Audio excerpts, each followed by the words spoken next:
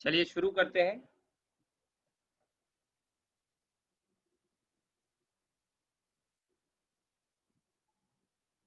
इसमें आई वाले ब्रैकेट के लिए मैंने बता दिया, इसी तरह से जे वाले में क्या करेंगे, जे का कॉलम और जे की रो को हटा दो। अब जो बचे हमारे पास वो चार में दो ये और दो ये, लेकिन मल्टीप्लाई जो हमें करना होता है वो क्रॉस में करते हैं। तीन का इधर क्रॉस में करेंगे चार के संग, और दो का इधर करेंगे क्रॉस में एक के संग, और फिर यहाँ वैल्यू लिखेंगे। तो तीन का चार के संग किया तो 12, माइनस करके टू का वन के संग टू करेंगे। सेम यही प्रोसेस के लिए रिपीट करना है। के का कॉलम और रो गायब कर देंगे और फिर वही क्रॉस में मल्टीप्लाई करना होता है। ये आपको समझ में आ गया होगा, तो ये मैं हटा देता हूँ। और फाइनली अब मैं लिख रहा हूँ, देखिए सबसे पहले आई का कॉलम रो हटाने के बाद दो का चार के संग किया तो 8 आया था, तीन का एक के संग 3 आया। फिर जे का कॉलम और रो हम हटा देंगे, और कॉलम और रो हटा, तीन का चार के संग की करेंगे तो 12, और दो का एक के संग करेंगे 2। फिर के साथ में जब करेंगे, के का कॉलम और रो हटाने के बाद, तो ये तीन का तीन के संग करेंगे ऐसे, और दो का दो के संग करेंगे, तो तीन का तीन के संग 9 और दो का दो के संग 4। तो ये आपका आ गया यहाँ से कितना, 9 - 4, राइट। तो ये आ गया आपका 5i कैप माइनस 12 - 2 करेंगे तो 10j, और 9 - 4 5k कैप। ये आपका वैल्यू आ गई ए वेक्टर क्रॉस बी की, ठीक है। अब अगर आपसे कोई पूछे बी वेक्टर क्रॉस ए की बताओ, तो आपको कुछ मत करो, इसी में आप डायरेक्ट भी कर सकते हो बजाय उसको लिखने के। ये जो 5i आ रहा है, ये माइनस का 5i आएगा, जो प्लस का 10 आ रहा है, माइनस का 10 आ रहा है, ये प्लस का 10j कैप हो जाएगा, और ये जो प्लस का 5k कैप आ रहा है, ये माइनस का 5k कैप आ जाएगा। इस तरह से आप निकाल सकते हैं इसको, ठीक है। तो क्रॉस प्रोडक्ट भी काफी आसान है, डॉट थोड़ा सा और आसान था क्रॉस प्रोडक्ट के कंपैरिजन में, ठीक है। अब इसी तरह से आप कर सकते हैं, कोई भी सिचुएशन आए, अगर कोई एक टर्म मिसिंग भी है, जैसे मान लो सपोज करो, यहाँ समझो मेरी बात को, मान लो बी वेक्टर जो है वो सिर्फ इतना दिया होता 2i + 4k कैप दिया होता, तो आप इसको ऐसे लिख लेंगे 2i + 0j। मान लो मैंने कहा कि b की वैल्यू ये नहीं होगी, ये होती 2i + 4k, तो 2i + 0j + 4k कैप लिखते, और j का कोफिशिएंट यहाँ पे जो मैंने 3 रखा है ये वाला, इसकी जगह क्या लिखता मैं, 0 लिखता। यानी जो टर्म मिसिंग हो उसकी जगह हम 0 लिख लेते हैं। इतनी सी बात समझने की है। और अगर हमें एक मिल जाएगा तो दूसरे को निकालना बहुत ही आसान होगा इसमें, यानी ए क्रॉस बी मिल गया तो बी क्रॉस ए हम आसानी से निकाल सकते हैं, ठीक है। तो इस तरह से आप क्रॉस मल्टीप्लाई कर सकते हैं। अब आते हैं हम इसकी प्रॉपर्टीज पर। प्रॉपर्टीज देखिए, सॉरी प्रॉपर्टी हो गई, एप्लीकेशन। किसी को भी कहीं कोई डाउट आ रहा हो, मुझे उम्मीद तो नहीं है आपको कोई डाउट आएगा, इसमें आसान चीजें हैं, लेकिन फिर भी अगर किसी को कुछ लगे पूछने वाली बात तो आप पूछ सकते हैं। Applications of cross product. तो सबसे पहली एप्लीकेशन ये है कि अगर कोई ट्राइंगल है और उसकी दो साइड को ए वेक्टर और बी वेक्टर रिप्रेजेंट करते हैं, जैसे ये ट्राइंगल है और इस ट्राइंगल में एक ये साइड है इसकी ए, और दूसरी साइड को ये बी वेक्टर रिप्रेजेंट कर रहा है, तो इस ट्राइंगल का जो एरिया होता है वो हमें इन दोनों के क्रॉस प्रोडक्ट के हाफ से मिलता है। यानी कि if a vector and b vector represent two adjacent sides to, question आएगा इस तरह से, आपको दो वेक्टर बता देगा कि ये दो वेक्टर है और ये ट्राइंगल की साइड को रिप्रेजेंट कर रहे हैं, तो आप उसका एरिया निकालिए। If a vector and b vector represent two adjacent sides of a triangle, then area of the triangle, area of the triangle is given by half mod a vector cross b। यानी आप a vector cross b करेंगे और जो magnitude निकाल के उसको half कर देंगे। मैग्नीट्यूड यानी कि जैसे ये वेक्टर आया, सपोज करिए ये वाला वेक्टर है, ये वाला वेक्टर है, तो ये आपको क्या किसकी वैल्यू मिली है, a वेक्टर क्रॉस b की मिली है।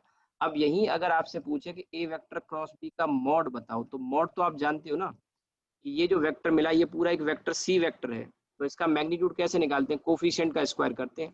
तो आई का कोफिशिएंट 5 है यहाँ पे, तो 5 का स्क्वायर 25 हो जाएगा, ठीक है। 10 का स्क्वायर 100 हो जाएगा, और फिर 5 है उसका स्क्वायर 25 हो जाएगा, तो अंडर रूट 150 आ गया। अंडर रूट 150 को इतना ही रहने दो, या लास्ट 25 इंटू 6 करोगे तो 5 अंडर रूट 6 यूनिट आ जाएगा, ये मैग्नीट्यूड आ गया।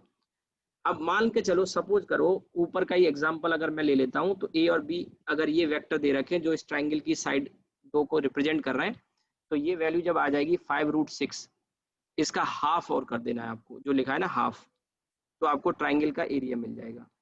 अब इसी चीज को आप अगर पहले जो पढ़ा है आपने छोटी क्लास में उससे रिलेट करना चाहो, तो ये क्या है, अगर आप ध्यान से देखो तो ये लिखा हुआ है half a b sine theta लिखा हुआ है। क्या लिखा हुआ है, ए बी साइन थीटा। और देखो हाफ ए इंटू बी साइन थीटा क्या है जानते हो, आपने 7th या 8th में एक फॉर्मूला पढ़ा हुआ, तो यहाँ से क्या करो, एक परपेंडिकुलर डालो ऐसे, थोड़ा बड़ा कर देता हूँ मैं इसको। यहाँ से अगर परपेंडिकुलर डालोगे ए और बी के बीच में ये एंगल थीटा है, तो ये जो ट्राइंगल बन रहा है कौन सा वाला, ये वाला, पीछे मैंने अभी आपको बताया कंपोनेंट निकालना बताया था, तो अगर वहां से आप निकालना चाहो तो थीटा के सामने वाला ये कंपोनेंट मैंने बताया था, ये साइन कंपोनेंट होता है, तो ये बी साइन थीटा हो जाएगा। और ये वाला केवल इतना बी कॉस थीटा हो जाएगा। फिलहाल बी कॉस थीटा की हमें जरूरत नहीं है, तो उसको तो हटा देता हूं। अब अगर आप गौर करें तो पूरा का पूरा ट्राइंगल में ये वाला जो लेंथ है ना, कौन सी वाली लेंथ मैं हाईलाइट कर दूं, ये वाली जो लेंथ है ना, ये पूरी, ये बेस है, और ये क्या है, ये हाइट है। तो आपने ये फॉर्मूला जरूर पढ़ा होगा, रटने की कोई जरूरत ही नहीं है। आपने पढ़ा होगा हाफ ए हो गया आपका बेस, और बी साइन थीटा क्या हो गई, हाइट। ये आपने छोटी क्लास में पढ़ा होगा कि ट्राइंगल का area half base into height होता है, रटना कुछ नहीं है। अब इसके बाद दूसरी एप्लीकेशन में आ जाते हैं, सेकंड एप्लीकेशन। सेकंड एप्लीकेशन क्या है कि अगर ए वेक्टर और बी वेक्टर एक पैरेललोग्राम की दो एडजेसेंट साइड को रिप्रेजेंट करते हैं, if a vector and b vector represent two adjacent side, अगल बगल की यानी adjacent sides,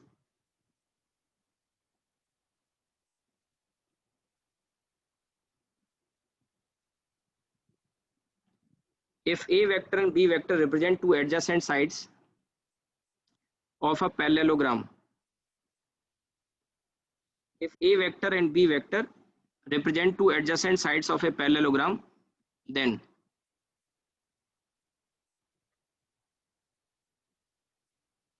represent two adjacent sides of a parallelogram, then its area is given by mod a vector cross b, mod a vector cross b। अब इसका क्या मतलब है, देखो यहाँ फिगर में समझो, जैसे ये a वेक्टर है आपका, ये आपका b वेक्टर है, और इन दोनों को एडजेसेंट साइड लेके हम एक पैरेललोग्राम कंस्ट्रक्ट कर लेते हैं। और पैरेललोग्राम में आप जानते हो आमने सामने की साइड क्या होती है, बराबर होती है। ये पैरेललोग्राम बना लिया। मैं आपसे एक चीज कह रहा हूँ कि इसमें मैं एक लाइन ऐसे खींच देता हूँ, ध्यान से देखना। क्या आपको ऊपर वाला जो ट्राइंगल नजर आ रहा है, ऊपर जो ट्राइंगल बनाया है वैसा ही ट्राइंगल नजर आ रहा है, कौन सा वाला ट्राइंगल, देखो ये वाला, ये ट्राइंगल ऊपर वाला ट्राइंगल है कि नहीं, अगर ध्यान से देखो तो।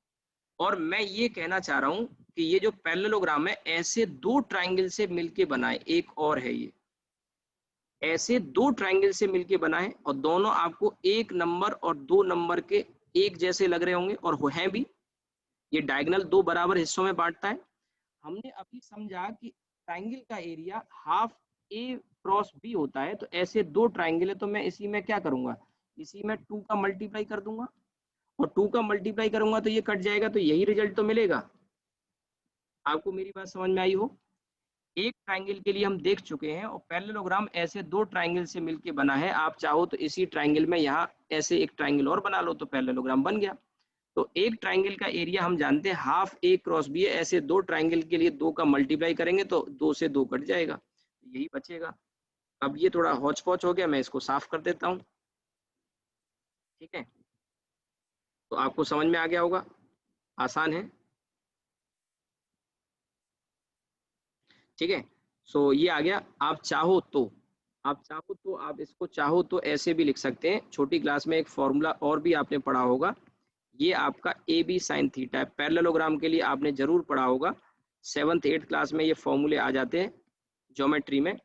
ये ए जो है ये बेस है, और जो बी साइन थीटा पता है क्या है, यहाँ से एक परपेंडिकुलर डालोगे तो इसे एल्टीट्यूड या हाइट कहते हैं, और दोनों के बीच में ये वाला जो एंगल है दैट इज थीटा, तो ये आपका एल्टीट्यूड या हाइट जिसको हम बोलते हैं।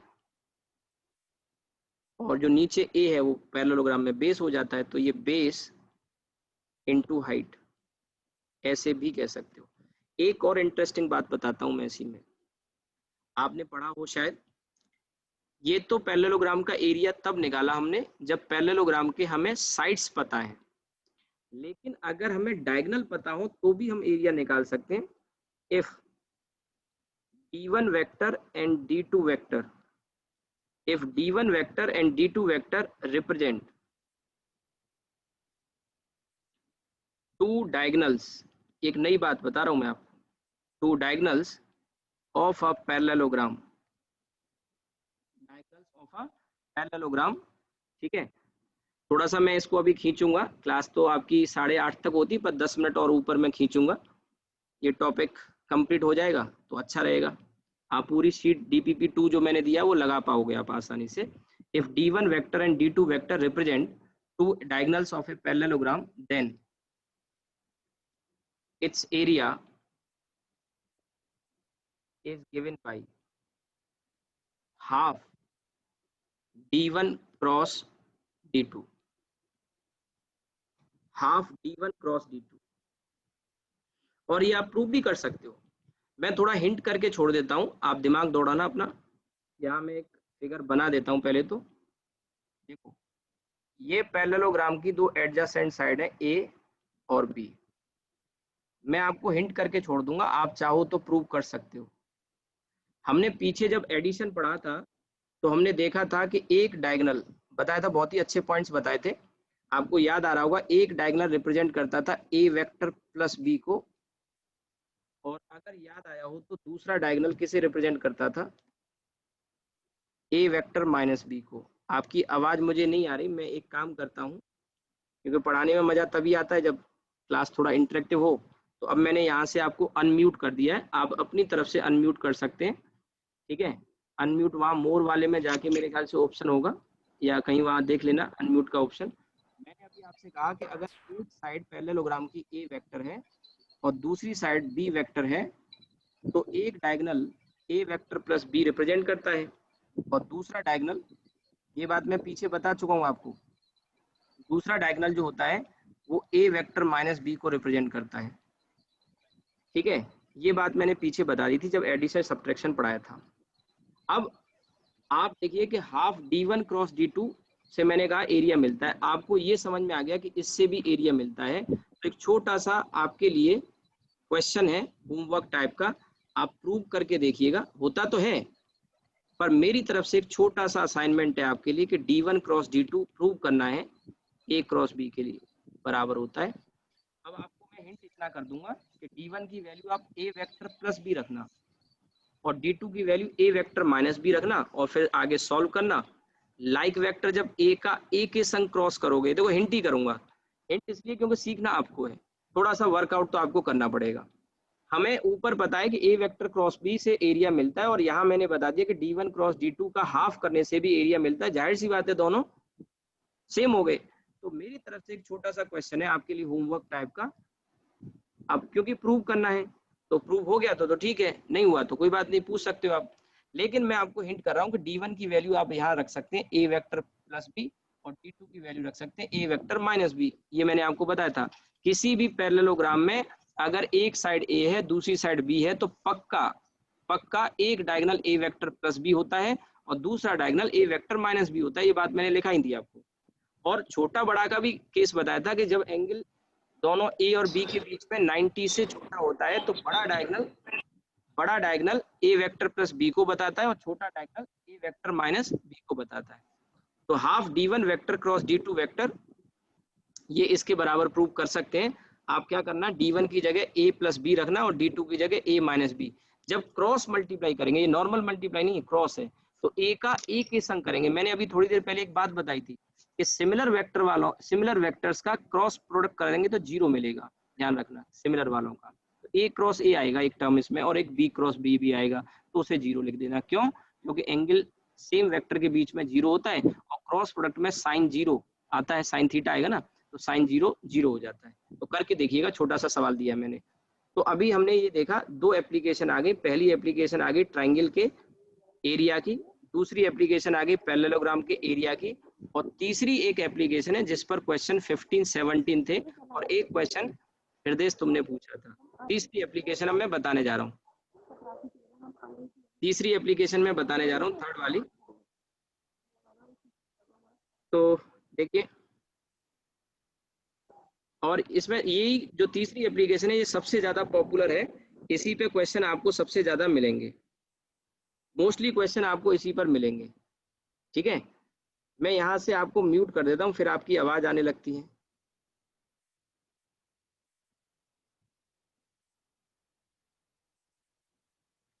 देखो, if a vector and b vector are given, if a vector and b vector are given, then a unit vector, then a unit vector perpendicular to both, then a unit vector perpendicular to both,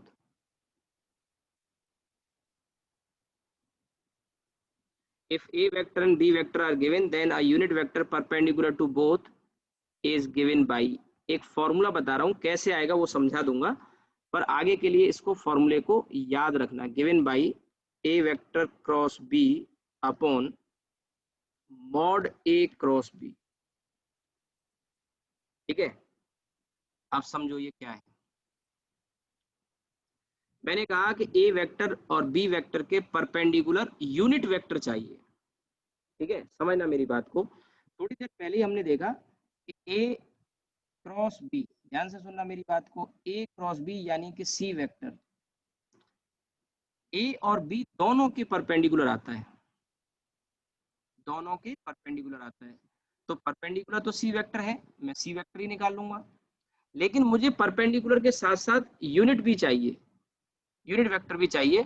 तो unit vector कैसे निकालते हैं आप जानते हो, किसी भी vector को उसके मैग्नीट्यूड से डिवाइड कर दो, किसी भी वेक्टर को अगर उसके मैग्नीट्यूड से डिवाइड कर देंगे तो यूनिट वेक्टर मिल जाएगा। यानी कि सी वेक्टर का मैग्नीट्यूड सी है, या मैं कहूं ए वेक्टर क्रॉस बी का मैग्नीट्यूड क्या होगा, मॉड ए क्रॉस बी। तो अब हमें जो वेक्टर मिलेगा सी कैप कह लो, ये एक यूनिट वेक्टर तो है ही, साथ ही साथ परपेंडिकुलर भी है। यही फॉर्मूला है, और इस पे सबसे ज्यादा क्वेश्चन आपको मिलेंगे। ठीक है, अब मैं आपको पहले डीपीपी का वो क्वेश्चन 15 और 17 में से एक मैं बताता हूँ, और हृदय तुमने पूछा था, अब उस क्वेश्चन को खुद से करके देखना, आ जाएगा, नहीं आए तो पूछ लेना। ठीक है, करना कैसे वो मैं तरीका बता देता हूँ। एक एग्जाम्पल ये डीपीपी वाला हम लेंगे, आपने नोट कर लिया होगा, नोट नहीं किया तो नोट कर लो फटाफट से। मैं एक एग्जाम्पल करा के फिर आगे एक दो बातें और बड़ी अच्छी बताऊंगा, इसमें बेहतरीन बेहतरीन बातें बताऊंगा। कई सवाल आपको मिलेंगे और उन सवालों को आप डायरेक्ट डायरेक्ट कर सकते हैं, डायरेक्ट कर सकते हैं। 5-10 मिनट और मैं आपके लूंगा, एक्स्ट्रा ही पढ़ा रहा हूँ, कोई दिक्कत नहीं। ठीक है, नोट कर लिया होगा। मैं अब डीपीपी को ओपन करता हूँ सबसे पहले तो आपके सामने।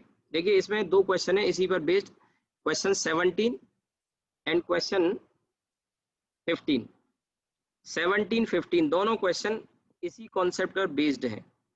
ठीक है, अभी क्रॉस प्रोडक्ट खत्म नहीं हुआ, क्रॉस प्रोडक्ट कल खत्म हो पाएगा, क्योंकि अभी इसमें मैं फिजिक्स के कुछ एग्जांपल, जैसे क्वेश्चन 24 नीट 2018 वाला क्वेश्चन है, ये मैं कराऊंगा आपको आगे। और इस साल 2020 में भी आया है, हालांकि डीपीपी 13 जो अभी सितंबर को हुआ, उससे पहले ये मैंने बना दिया था दूसरे बैच में, तो मैंने अपडेट नहीं किया लेटेस्ट क्वेश्चन, और वो तो बहुत ही बेकार क्वेश्चन था। बेकार का मतलब मतलब डिफिकल्टी लेवल था ही नहीं, 0 लेवल था डिफिकल्टी का लेवल 0 था बिल्कुल। देखिए अब क्वेश्चन 15 में क्या कह रहा है, determine a unit vector which is perpendicular to both. और क्वेश्चन 17 भी इसी तरह का है। तो आपको क्या करना है, आपको करना है यहाँ देखो ए वेक्टर क्रॉस बी करना है सबसे पहले। और ए वेक्टर क्रॉस बी जब कर लो ना, तो उसके मैग्नीट्यूड से क्या कर देना, डिवाइड कर देना, क्योंकि आपको तभी मिलेगा। तो यहाँ पे आप क्या करेंगे, डिटरमिनेंट लिखेंगे आई जे और के। अब ए क्रॉस बी, ठीक है। अच्छा एक चीज और देखो, ये ए क्रॉस बी जो मैंने लिखा है ना, इसकी जगह आप दूसरा भी ले सकते हैं, एक चीज और ऐड कर सकते हो।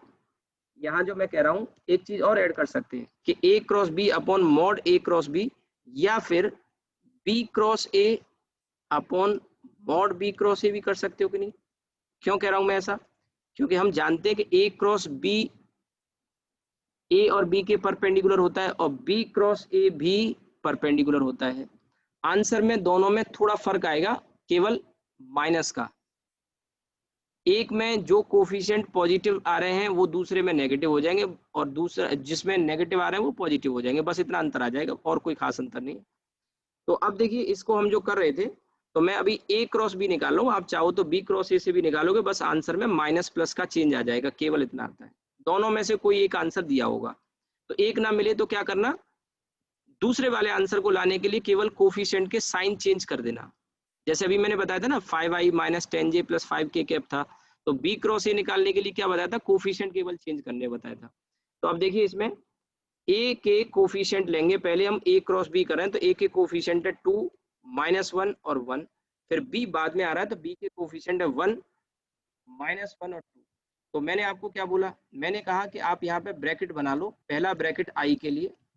तो आई के लिए जब करेंगे तो आई का कॉलम हटा के और रो हटा के इसका इसके संग माइनस इसका इसके संग करेंगे।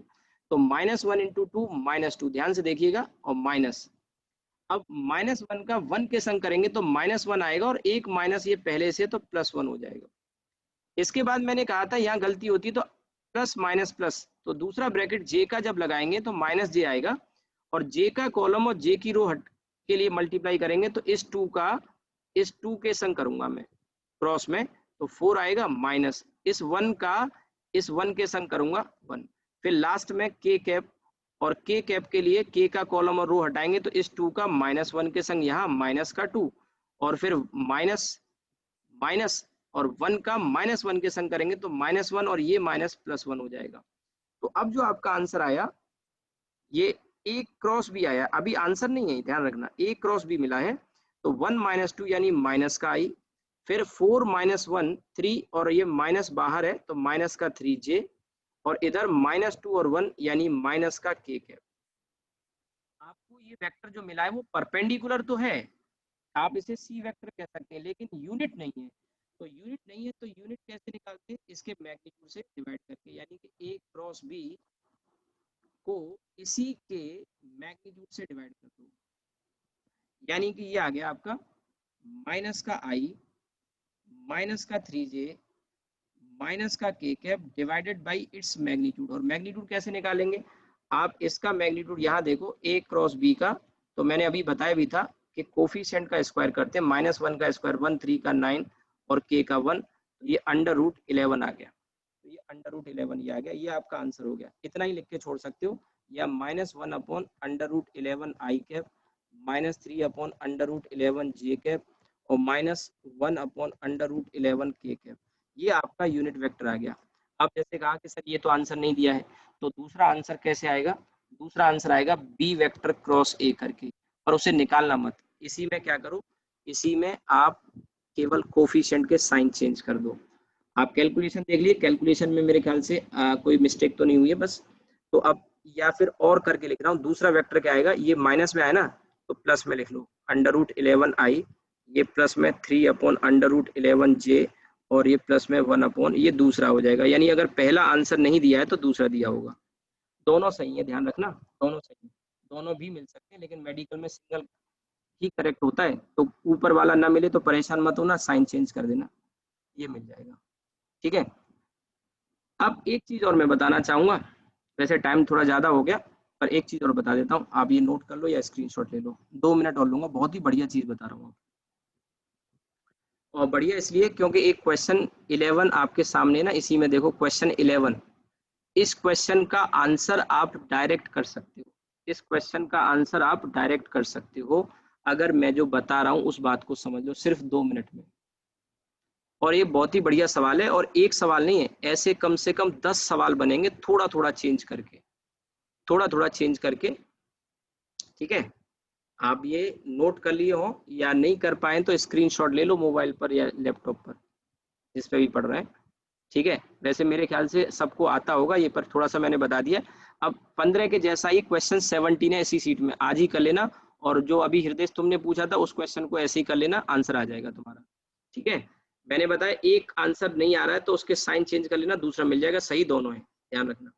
क्योंकि हो सकता है वहाँ ए क्रॉस बी से निकाला हो और आपने बी क्रॉस ए से निकाल रखा हो। ठीक है, ये नोट कर लिया, ये मैं हटा देता हूँ।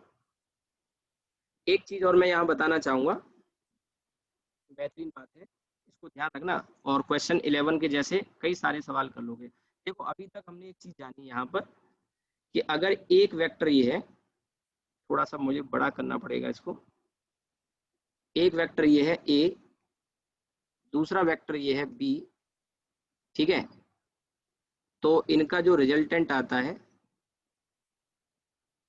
ये आता है, इसका नाम है ए वेक्टर प्लस बी। और एक और आता है इसी में एक डायगोनल, जिसका नाम होता है ए वेक्टर माइनस बी। जो लोग नए हैं वो इस चीज पे गौर करेंगे, बाकी को मैं समझा चुका हूँ। ठीक है, हमने अभी थोड़ी देर पहले जाना कि अगर हम ए वेक्टर क्रॉस बी निकालते हैं, अब देखिए स्क्रीन पे मैं परपेंडिकुलर तो नहीं शो कर सकता, पर मेरी बात पे गौर करोगे तो आपको समझ में आ जाएगा। ये जो मैं वेक्टर खींच रहा हूँ, ये vector a vector cross b है, ध्यान दीजिएगा मेरी बात पर, ए वेक्टर क्रॉस बी है, जो ए के परपेंडिकुलर होगा, ये बात आपको समझ में आ गई होगा, जो बी के होगा। अच्छा एक चीज और समझो, मैं आपको यहाँ से अनम्यूट कर देता हूँ, मेरी बात का जवाब देना, और एक को भी अगर मेरी बात समझ में ना आए तो एक नहीं 4 बार पूछना, बताऊंगा, लेकिन समझ में आनी चाहिए। मैंने अनम्यूट कर दिया है, मेरी बात ध्यान से सुनो। सबसे पहले देखो ए वेक्टर और बी वेक्टर जिस प्लेन में है वो एक पैरेललोग्राम है, और पैरेललोग्राम की जो डायगोनल है वो है ए वेक्टर प्लस बी, और क्या है ए वेक्टर माइनस बी। तो क्या मैं ये कह सकता हूँ कि ये 4 वेक्टर कौन कौन से, ए बी दोनों, इसके अलावा ए वेक्टर प्लस बी, और इसके अलावा ए वेक्टर माइनस बी। मान लो थोड़ी देर के लिए, थोड़ी देर के लिए ये इस वेक्टर को मैं थोड़ी देर के लिए पी वेक्टर कह देता हूँ, क्या पी, इसे मैं कह देता हूँ क्यू, इतना बड़ा ना बोल के मैं पी बोल देता हूँ। और इसको मैंने कहा है सी वेक्टर, और एक वेक्टर और बनता है नीचे की साइड में जिसका नाम होता है बी वेक्टर क्रॉस ए, इसे मैं कह रहा हूँ डी वेक्टर। अब मैं जो बोलने जा रहा हूँ मेरी बात पे गौर करना, मैं ये कह रहा हूँ A vector B vector P vector और क्यू वेक्टर ये चारों एक ही प्लेन में है, एग्री करते हो, यस को सर। प्लेनर है। किसी को भी डाउट आए बता यस देना। और मैं ये कहना चाह रहा हूं कि जो सी वेक्टर है, सी वेक्टर और डी वेक्टर इस पैरेललोग्राम के प्लेन के परपेंडिकुलर है। मेरी बात ध्यान से सुनो, पैरेललोग्राम के प्लेन के परपेंडिकुलर हैं, ये बात समझ में आती है? Yes sir. Yes sir. एक भी बच्चे को यस डाउट सर। बोल देना। अगर ये परपेंडिकुलर है इस प्लेन के तो मैं कहूंगा ए वेक्टर क्रॉस बी, ध्यान से सुनना, A vector cross B is perpendicular. अब ये बात जो लिख रहा हूँ बहुत काम की बात है, is perpendicular to a vector B vector a vector plus b, सही से लिखना, क्रॉस प्रोडक्ट, क्रॉस है एक जगह प्लस है, and a vector minus b. बात समझ में आई या नहीं आई? Yes sir. यानी अगर मैं आपसे पूछूं, यस सर, सही। अगर मैं आपसे पूछूं कि ए क्रॉस बी का ए वेक्टर के साथ एंगल क्या है, यानी सी वेक्टर का ए के साथ एंगल क्या है, क्या बोलोगे? 90। 90। और इसके बीच में एंगल क्या है? 90। और इसके बीच में क्या है? 90। अब पहले तो ये सवाल देखो आपका, 11वें क्वेश्चन का आंसर क्या करोगे बताओ मुझे, 11वें क्वेश्चन का 90 ए क्रॉस बी और ए प्लस बी में 90। क्या सॉल्व करने की जरूरत पड़ी? नहीं, तुरंत सॉल्व हो गया। अच्छा एक चीज और देखो, आपके क्वेश्चन का तो आंसर आ ही गया, एक चीज और देखो इसमें, मैं थोड़ा जगह छोड़ रहा हूँ, आप भी अगर लिखो तो थोड़ा जगह छोड़ना, क्योंकि मैं बीच में कुछ लिखाऊंगा, और जगह कम से कम 5-6 लाइन छोड़ देना। एक बात और मैं यहाँ लिखा रहा हूँ, और वो बात ये है कि b vector cross a is perpendicular to a vector, B vector, a vector plus b vector and a vector minus b vector. Same वही चीज है, बस वेक्टर बदल दिया। आप इससे भी एग्री कर रहे होंगे, बोलिए, ठीक है। Yes sir. अब मैं एक चीज ये यस सर। ये जो ए क्रॉस बी है इसका नाम सी है, लिखना मत, एक मिनट रुको, अभी लिखना मत। मैं ये कहना चाह रहा हूँ, ये जो ए क्रॉस बी है जिसका नाम सी है वो ए वेक्टर के परपेंडिकुलर है, तो क्या मैं ये कह सकता हूँ कि सी डॉट ए 0 होगा? Yes sir. और साइन 0 यस सर। तो अब सी है ही नहीं एक्चुअल में, वो तो ए क्रॉस बी है, और इसका इसके संग डॉट प्रोडक्ट। अब ये वैल्यू कितनी आएगी, ये वैल्यू कितनी आएगी बताओ, जल्दी से बोलो।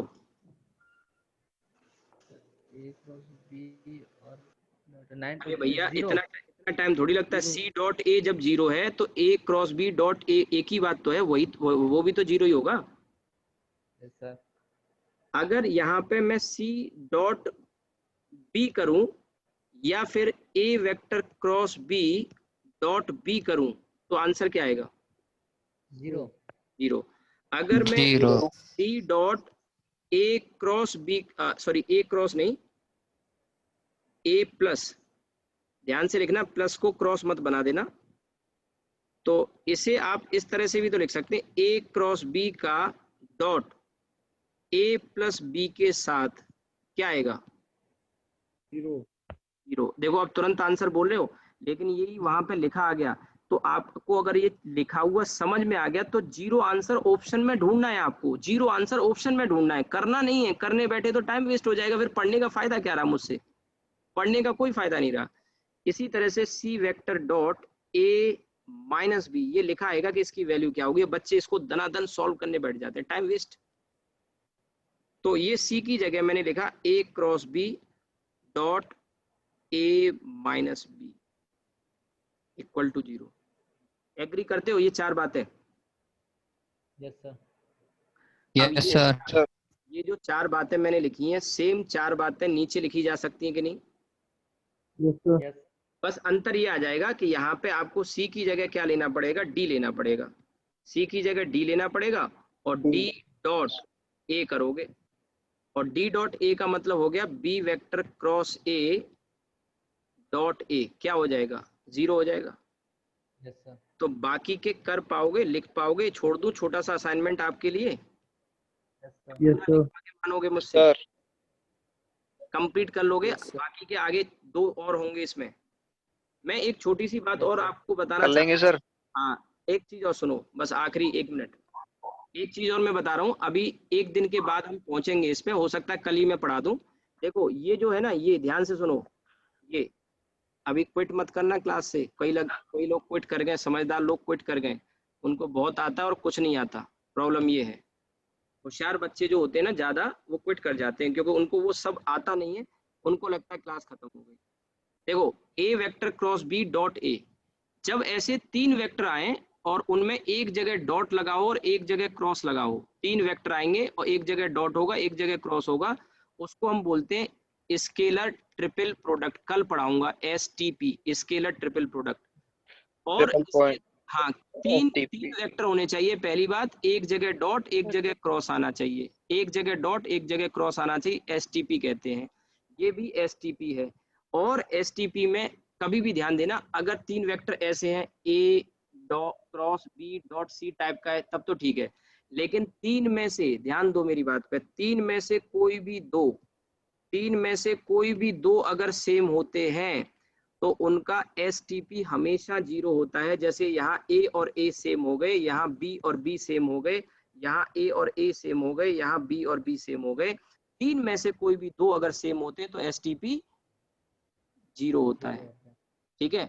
अगर रह गया हो तो आप इसका स्क्रीनशॉट ले लो, और नीचे 2 छोड़ दिए आपके लिए, कंप्लीट कर लेना और स्क्रीनशॉट ले लो, ठीक है। और अगर नोट कर लिया है तो आप क्विट कर सकते हैं, मैं 1 मिनट और रुकूंगा जो बच्चे नोट नहीं कर पाए उनके लिए। और ये शीट मैंने दे दी है, पूरी शीट आप कंप्लीट कर सकते हैं अब। अभी कल में थोड़ा सा अभी क्रॉस प्रोडक्ट रह गया है, लेकिन अब आप कर लोगे, और कल मैं पढ़ाऊंगा और इसमें आपको एसटीपी भी बताऊंगा, और हो सकता है टाइम बचेगा तो लामी थ्योरम भी बताऊंगा। ठीक है, स्क्रीनशॉट ले लो आप इसका। Yes sir. हो गया सबका? कोई रह गया बंद कर दूं? किसी का रह गया हो तो बता दो, अभी मैं वेट कर लूंगा। स्क्रीनशॉट ले लो, बेस्ट है। हो गया सर, हो गया। चलो चलो फिर ठीक है, ओके।